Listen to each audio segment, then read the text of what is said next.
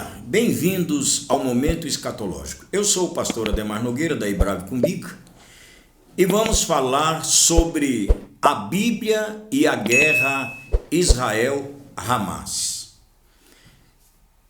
A pergunta primária é o seguinte: a Bíblia fala alguma coisa sobre esta guerra envolvendo Israel e Hamas?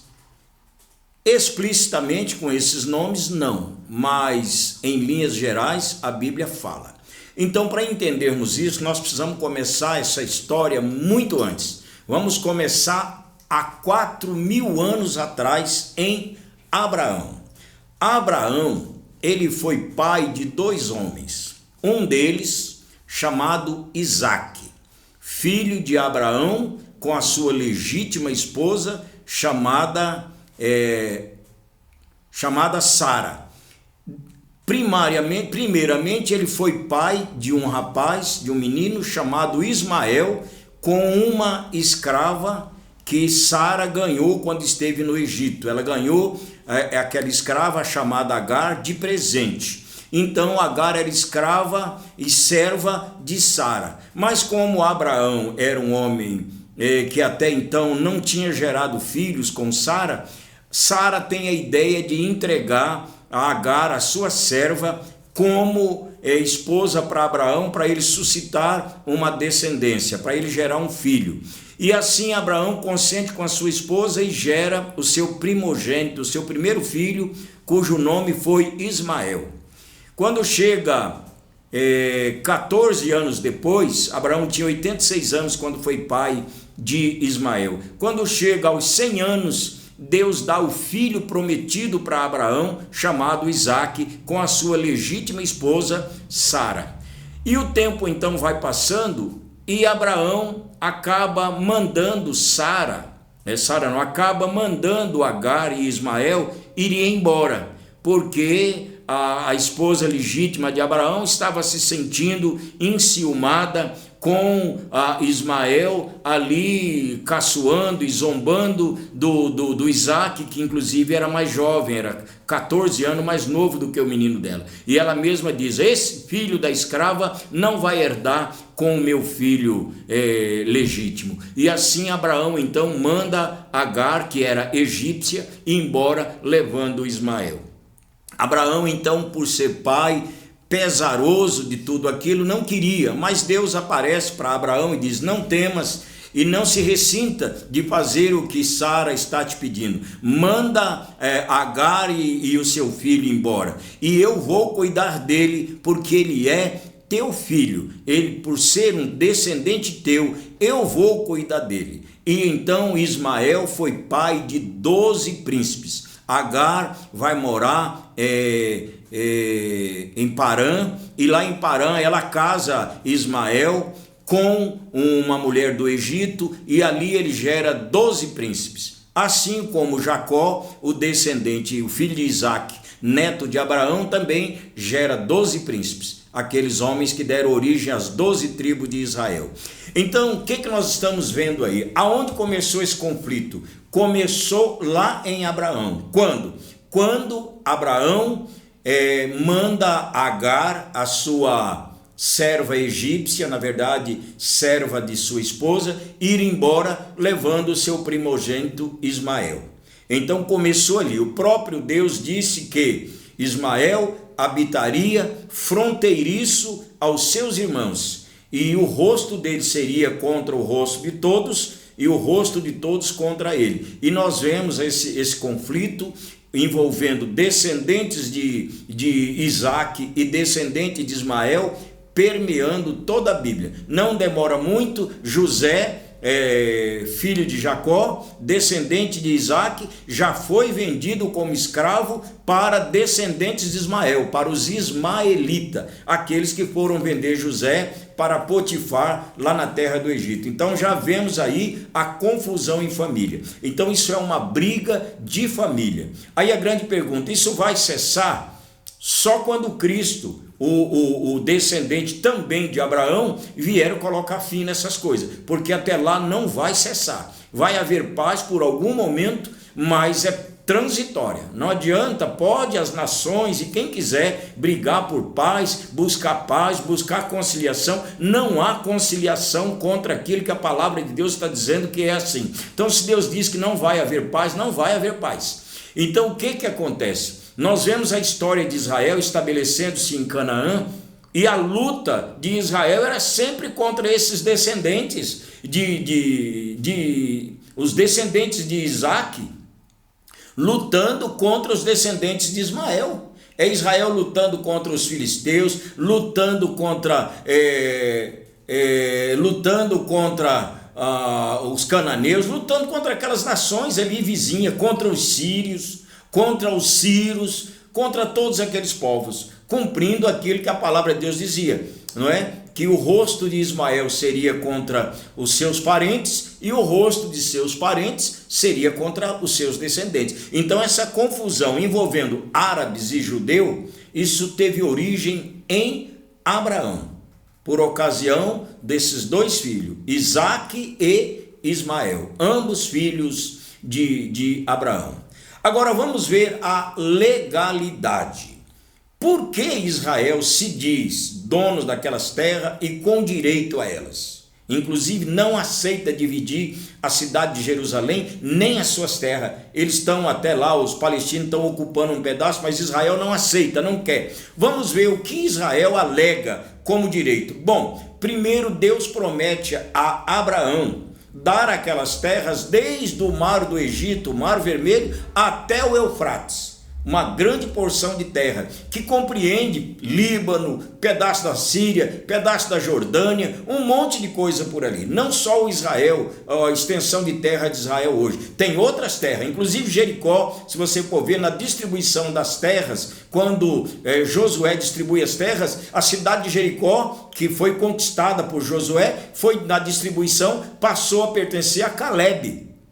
Então, Jericó hoje não está sob domínio de Israel, está sob domínio da Jordânia, mas originalmente aquilo ali pertence a Israel.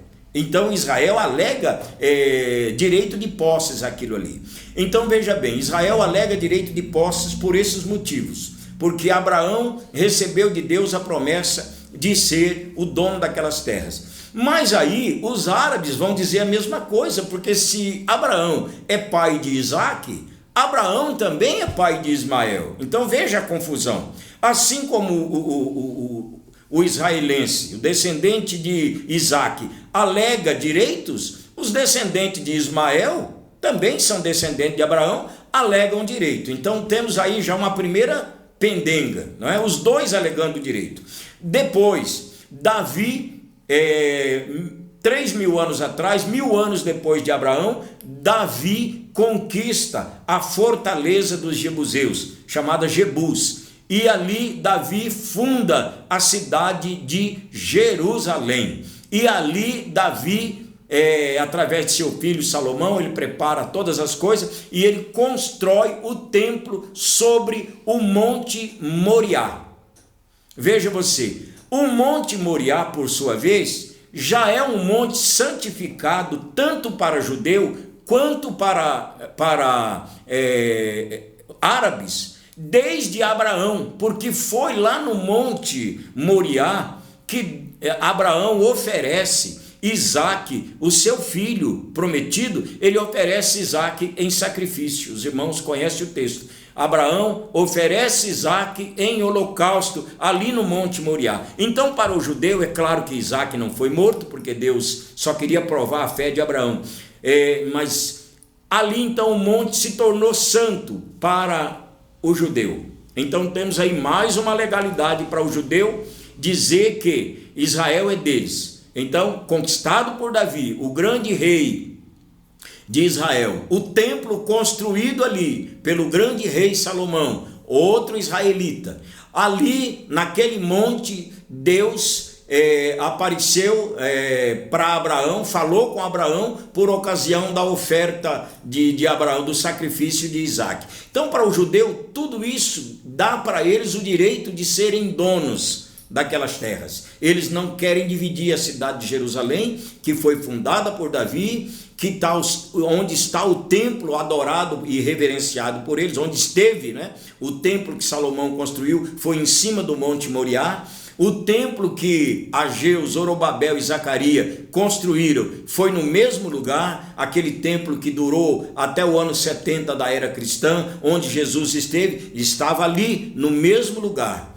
Então tudo isso para dizer que o judeu alega direitos de posse de tudo aquilo. Tá bom, explicamos aí parte do direito do judeu. Agora vamos falar do árabe. Como eu já disse, assim como Isaac é um descendente de Abraão, Ismael também é um descendente de Abraão. Então ambos alegam direito àquelas terras. Agora vamos lá aos fatos. Os fatos que os árabes mais alegam. Israel, no ano 70 da nossa era, quando o Império Romano invade Jerusalém e destrói tudo aquilo ali, Israel é aniquilado como nação e deixa de existir. Por 1878 anos, veio ressurgir só agora em 1948. E durante estes anos todos, quem tomou posse daquelas terras, basicamente, foram os árabes. Os israelitas estiveram por ali, mas não estabelecidos como nação. Estiveram espalhados por vários países do mundo, inclusive naquelas áreas também havia israelita por tudo que era lugar, mas não como donos daquelas terras, como nação estabelecida. Então os árabes que ocuparam aquelas terras do ano 70 até 1978 alegam também direito de posses daquela terra, e por isso eles não querem abrir mão dela, inclusive da cidade de Jerusalém, que eles ocuparam. Agora, vamos lá a outros fatos. O Monte Moriá é importante para Israel porque Abraão ali esteve. Então é importante também para o árabe, porque Abraão também é o pai dos árabes. Depois, aconteceu que em 610 da nossa era cristã, surge o islamismo. Surge um profeta chamado Maomé, e Maomé, quando estava em um retiro na caverna de Hira, nas proximidades de Meca, na Arábia Saudita, ele era um profeta, era um religioso, e ali ele teve uma visão. Segundo dizem os muçulmanos, ele então recebe a visita do anjo Gabriel, o mesmo anjo que visitou Daniel, o mesmo anjo que visitou Maria, para nós os cristãos. Então Gabriel também visita o profeta Maomé e leva o profeta Maomé até o Monte Moriá. O templo de Jerusalém já não existia naquele tempo, porque tinha sido destruído no ano 70, mas a importância espiritual do lugar existia. E ali então Maomé vai até ao Monte Moriá, e segundo dizem eles, levados pelo anjo Gabriel. Então o Monte Moriá se torna sagrado também para os muçulmanos. E os muçulmanos então vêm futuramente e constroem ali onde era o templo de Jerusalém, constroem a mesquita de Al-Aqsa. Então, Al-Aqsa, né? Então, veja vocês, o lugar em que o judeu tem por sagrado, porque estava o seu templo, o que Salomão construiu, o outro que foi reconstruído depois da destruição do de Salomão, que foi destruído no ano 587 a.C., por Nabucodonosor, imperador da Babilônia, rei da Babilônia. Então ficou ali um bocado de tempo sem o templo, depois ele é reconstruído já no Império Medo-Persa por Ageu, Zacarias, Zorobabel e o sumo sacerdote Josué. É reconstruído e dura até o ano 70 da nossa era. Então aquele monte é sagrado para o judeu. Agora o muçulmano vai e constrói ali a sua mesquita. Para eles, depois de Meca, na Arábia Saudita, é a mesquita ali de Jerusalém a mais importante para eles. Então eles têm aquilo ali como sagrado também. E aí o que acontece no meio de tudo isso? Quem é que quer dividir aquilo? Quem é que quer compartilhar? Israel não quer entregar para o árabe. O árabe não quer entregar para Israel. A bagunça que nós estamos vendo é essa. Aí entram uns daqui e dali, não estamos aqui, eu não estou aqui para ser juiz, para estar lançando a minha opinião. Eu estou citando os fatos, alegando que Israel alega e prova pela Bíblia e pela história direitos legítimos e legais a ser dono de todas aquelas terras. Israel alega isso. Aí nós vamos e olhamos o lado islâmico, do muçulmano. Os muçulmanos, da mesma forma, também provam pela história, pelos escritos, que eles também têm direito a tudo aquilo ali. E aí então, por isso que eu disse, não vai haver paz, vai haver sempre conflito, porque os dois lados reivindicam aquelas terras com alegações legais, segura. O muçulmano tem direito ali, seguros aquilo ali. Eles dizem que tem o direito e nós, olhando assim para a história, tem direito. Israel diz que tem direito e olhando para tudo que nós vemos, tanto na Bíblia quanto na história, tem direito. Agora, dois povos que têm o direito, mas que não querem compartilhar, porque o certo seria compartilhar, mas parece não haver interesse, eles não querem dividir. O muçulmano não quer dividir nada com Israel. Nós vemos que os iranianos e outros povos aí querem aniquilar Israel e tomar posse de tudo aquilo. Eles não querem dividir nada com Israel. Por outro lado, Israel também, ainda que não falem abertamente, eles não querem muçulmano nenhum em cima daquelas terras. Se possível, eles queriam tirar todos dali. Então, detalhes à parte, não dá para a gente tomar partido. Eu estou aqui esclarecendo os fatos. Dois povos, vindo de um mesmo homem, descendente de um mesmo homem, então eu vejo ali uma briga de família. Quando é que aquilo ali vai ter fim? Quando o judeu israelita, chamado Jesus Cristo, o descendente de Abraão, através de Isaac, mas que nunca foi inimigo e nem contra a Ismael, nem a Maomé, nem a muçulmano, como não é contra ninguém, porque Jesus Cristo é a favor de todos nós, porque como Deus que Ele é criador tanto dos muçulmanos, quanto dos cristãos, quanto dos judeus, quanto dos budistas, quanto dos hinduístas. Deus é criador de todo ser humano. Então, quando Jesus Cristo, que é Deus, vier, aí Ele vai pôr ordem, Ele vai pôr paz. Mas antes de Cristo chegar aqui na terra, pode escrever isso: Israel e palestinos, Israel e iranianos, Israel e libanês e jordaniano e até mesmo egípcios terão paz entre parentes. Por algum momento terão paz, no outro momento não terão. Por quê? Porque Deus diz que não vai haver paz entre aquele povo, um estará sempre contra o outro. Se você gostou deste vídeo, deixa aí o seu like, compartilhe. Se você quiser se inteirar dessas histórias, basta ler os livros lá do Velho Testamento, começando lá nas histórias de Isaac, de Ismael, lá no livro de Gênesis, vocês vão ver que tudo isso está na Bíblia. Se vocês quiserem outros amparos, pega pela internet, sobre Maomé, sobre a fundação do islamismo, que se deu por volta do ano 609, 610 da nossa era, um pouco depois do cristianismo. Então tudo isso está na Bíblia, no Alcorão e nos outros livros, na própria história tem isso. Procure lá que vocês vão ver que é assim mesmo. Tem uma divisão. Para o judeu, a bênção está em Isaac.